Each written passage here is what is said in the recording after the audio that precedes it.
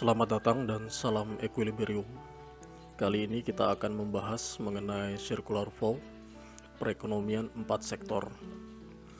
Perekonomian 4 sektor adalah perekonomian yang terdiri atas 4 pelaku ekonomi.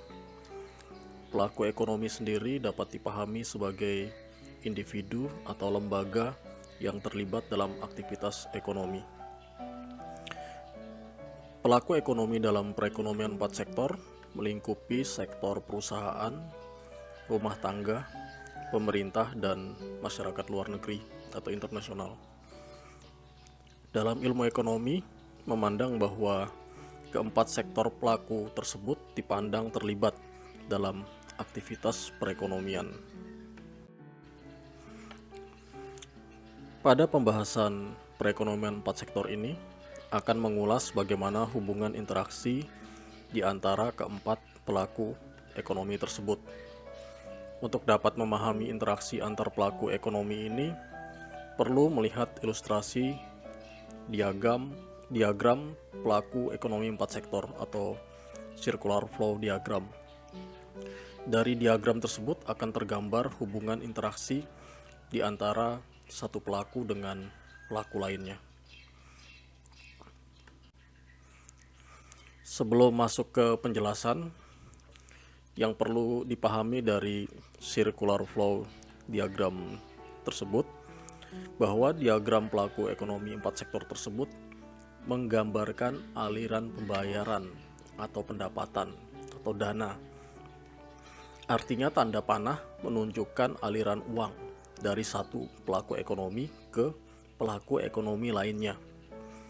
Terdapat 8 tanda panah yang menggambarkan hubungan di antara pelaku ekonomi. Contoh, tanda panah nomor 1 menggambarkan aliran uang pembayaran dari sektor rumah tangga ke perusahaan.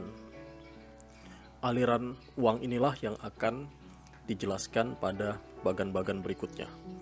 Sekarang mari kita lihat pembahasan pada tanda nomor 1. Pada nomor 1 ini, tanda panahnya menunjukkan panah dari rumah tangga konsumen ke rumah tangga produsen.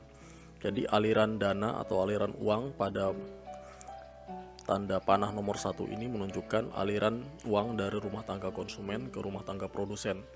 Itu menunjukkan adanya transaksi pembelian barang dan jasa. Jadi konsumen membeli barang dan jasa kepada produsen, maka konsumen mengeluarkan uang. Uang akan masuk ke produsen. Seperti itu.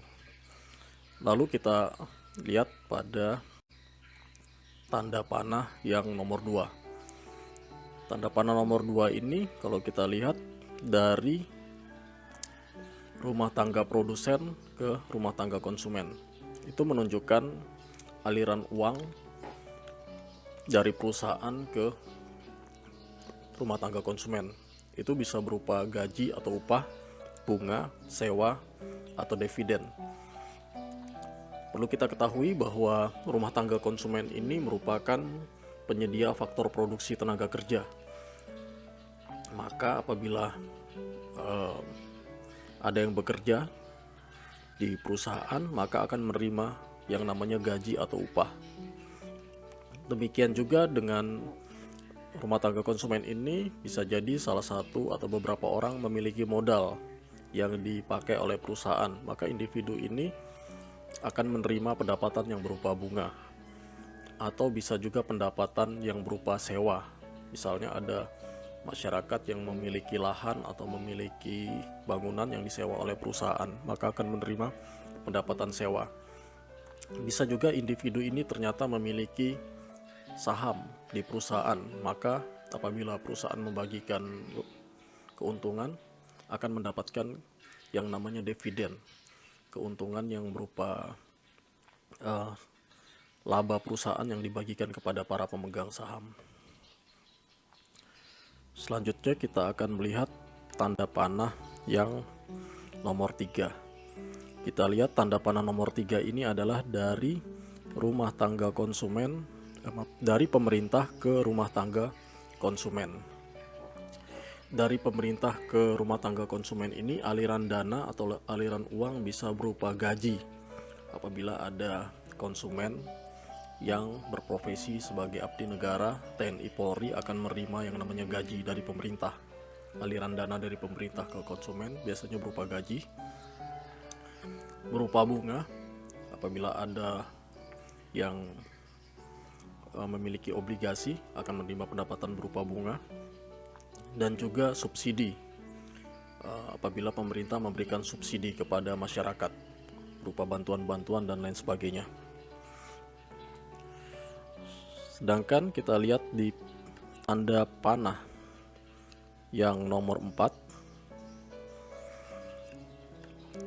Tanda panah yang nomor 4 ini adalah dari rumah tangga konsumen ke rumah tangga pemerintah. Itu berupa pajak. Pajak yang dibayarkan oleh masyarakat kepada pemerintah.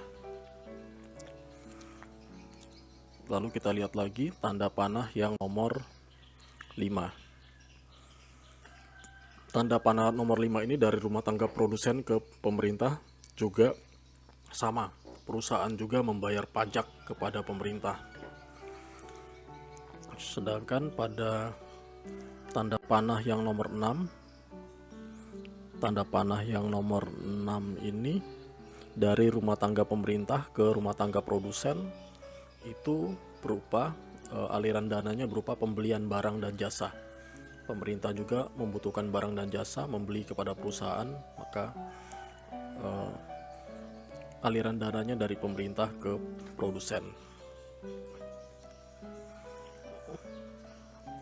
Lalu yang berikutnya tanda panah yang nomor 7.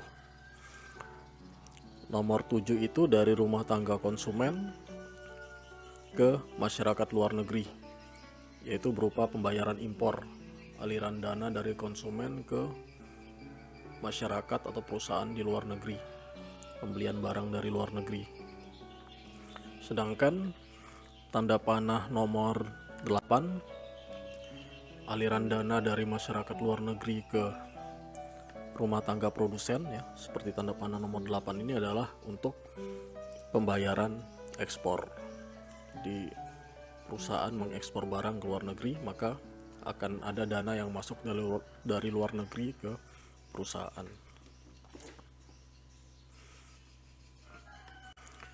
Demikian pembahasan mengenai circular flow, perekonomian 4 sektor yang membahas aliran dana dari para pelaku ekonomi 4 sektor. Semoga bermanfaat. Terima kasih atas perhatiannya dan salam keseimbangan.